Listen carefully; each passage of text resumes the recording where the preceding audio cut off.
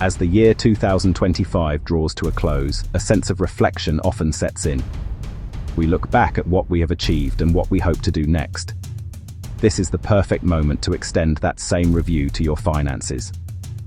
The end of the year offers a natural deadline, a clean break that motivates us to get our money matters in order. Taking small, manageable steps right now can make a huge difference to your financial health in 2026 and beyond. It is not about making drastic changes overnight. Instead, it is about making simple, deliberate moves that put you in a stronger position for the future. This guide is designed to be straightforward and easy to follow. You do not need to be a financial wizard to understand it. The language is simple and the steps are concrete. The very first step on your financial checkup is to get a clear picture of your liquid cash. This is the money you can get your hands on quickly and easily, without any penalties. It includes the money sitting in your current account, your instant access savings accounts, and any physical cash you might have at home. This is not about your investments or your pension. This is your immediate financial safety net. Take a few moments to log into your banking apps or look at your statements. Add up all these amounts to get a single, clear figure. This number is your starting point. Once you know how much liquid cash you have, you need to figure out how much you should have. This is about creating an emergency fund. A good rule of thumb is to have enough cash to cover 3 to 6 months of essential living expenses. Think about what you absolutely must pay for each month: your rent or mortgage, utility bills, food, and essential travel costs. For example, if your essential monthly outgoings are $2,000, your emergency fund target should be between $6,000 and $12,000. This money is there to protect you from life's unexpected events, like a job loss or an urgent home repair. With your target in mind, it is time to organize your cash. It is a very smart move to keep your emergency fund in a separate, dedicated savings account. This stops you from accidentally dipping into it for non-emergencies. Look for a high-interest, easy-access savings account. This way, your emergency money is still working for you by earning some interest, but you can get to it immediately if you need it. If you have other short-term savings goals, like a holiday or a new car, set up separate savings pots or accounts for those too. This clarity helps you track your progress for each goal. Let's use a concrete example. Imagine you have $25,000. Move $15,000 into emergency fund and $10,000 into house deposit. Now you know you have your safety net sorted, and you can focus on adding to your deposit savings without touching your emergency cash. Your net worth is the single most important number for understanding your overall financial health. Calculating it is simpler than it sounds. You just need to do a bit of addition and one simple subtraction. Start by making a list of all your assets: cash in your bank accounts, the current value of your investments, ISAs, and your pensions. If you own your home, include the property's estimated market value. For example, £10,000 in cash, £25,000 in an ISA, a pension pot worth £50,000, and a home valued at £250,000. Total assets, £335,000. Now it's time to face the other side, your liabilities. Liabilities are your debts. Make a list of credit card balances, personal loans, car finance, student loans, and your mortgage balance. Log into your accounts, find exact current balances, and add them up. Subtract your total liabilities from your total assets to calculate net worth. Using our example, your net worth would be £155,000. Plan to calculate it once or twice a year to track long-term progress. One of the biggest financial mistakes you can make is to turn down free money. That is exactly what you are doing if you are not taking full advantage of your employer's pension matching scheme. Many companies in the UK offer to contribute to your workplace pension, but only if you contribute a certain amount yourself. This is known as pension matching, and it is essentially a guaranteed return on your investment. It is part of your overall pay package. Failing to claim it is like telling your boss to keep a portion of your salary. Suppose you earn a salary of £50,000 a year. If you contribute 5%, your employer contributes 5% too. £5,000 goes in, but it only cost you £2,500. And that is before you even factor in the tax relief you get from the government. If you only contribute 3%, your employer may only match that 3%, meaning you miss out on an extra 2% of free cash. Before the year ends, check your pension contributions. Log into your workplace pension portal or look at your payslip. Find out what percentage you are currently contributing and what your employer's maximum match is. If you are contributing less than the maximum your employer will match, aim to increase your contribution immediately. You can usually do this through your company's HR department or an online benefits portal. Even a small increase can make a massive difference over the long run due to the power of compounding. Section 5, Move 4. Maximize your tax-free pots and review your investments. In the UK, we have some fantastic tools to help our money grow without the taxman taking a cut. Individual savings accounts, ISAs, pensions. Think of them as special wrappers for your savings and investments. Money inside an ISA grows completely free of income tax and capital gains tax. The tax year runs April 6th to April 5th. For 2025 to 26, the ISA allowance is £20,000. Use it or lose it. There are different types of ISAs. For long-term growth, a stocks and shares ISA is often a great choice. It allows you to invest in the stock market while keeping all the returns tax-free. For retirement savings, pensions are king. Money you pay into a workplace scheme or a SIPP benefits from tax relief. The government effectively tops up your contribution. For a basic rate taxpayer, for every £80 you put in, the government adds £20, bringing it to £100.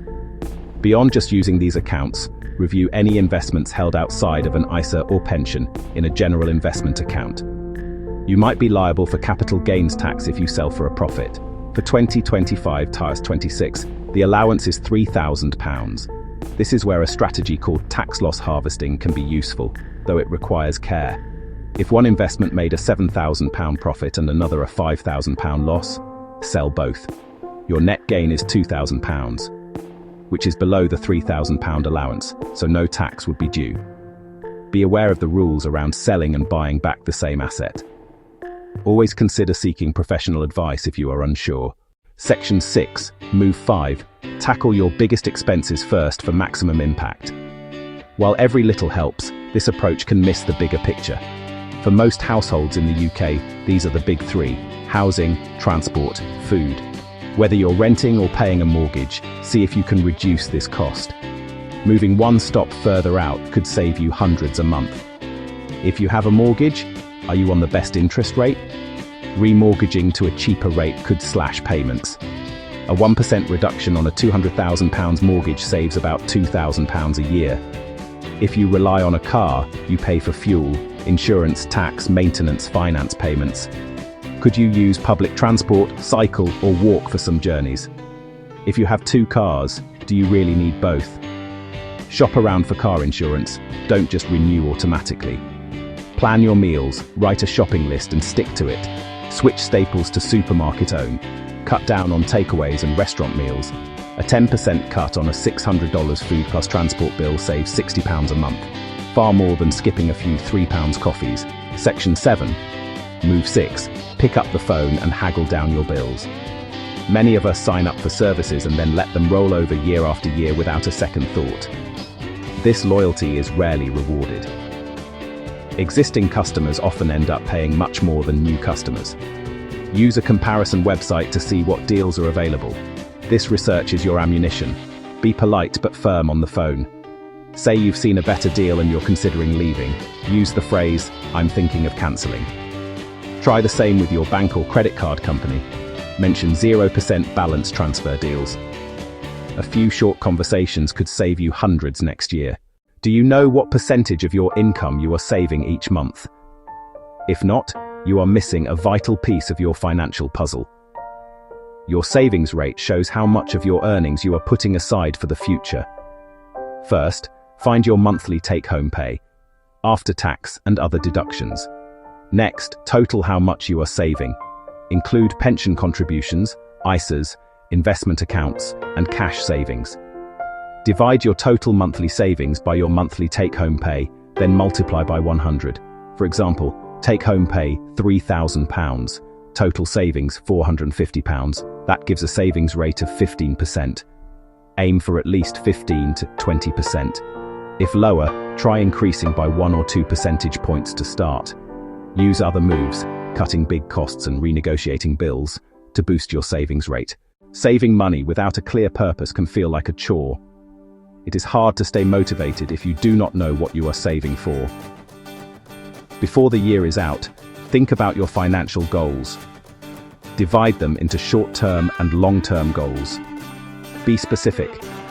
Instead of just save more money, write, save $3,000 for a family holiday to Spain in July 2026. Write your top 1 or 2 goals down and put them somewhere you will see them regularly, like your fridge or phone wallpaper. Building your full emergency fund. Saving for a deposit on a house. Paying off a high-interest credit card. Planning for a comfortable retirement. To give your savings a boost, consider starting a savings challenge. Choose a challenge that suits your personality and financial situation. If you are new, start small and manageable, like the £1 saving challenge, 1 on day 1, £2 on day 2, and so on for a month. Or try a roundup challenge. Transfer the change from every purchase into a savings pot. For big goals, opt for a structured challenge. For example, save £1,000 in 3 months. That's about £84 each week. Whatever you choose, set up an automatic transfer from your current account to a separate savings account. Automating takes willpower out of the equation. The money is moved before you even have a chance to miss it or spend it. Breaking it down makes big goals less intimidating and more achievable. If you have a big savings goal that you want to reach quickly, one of the most powerful strategies you can employ is the no-buy list.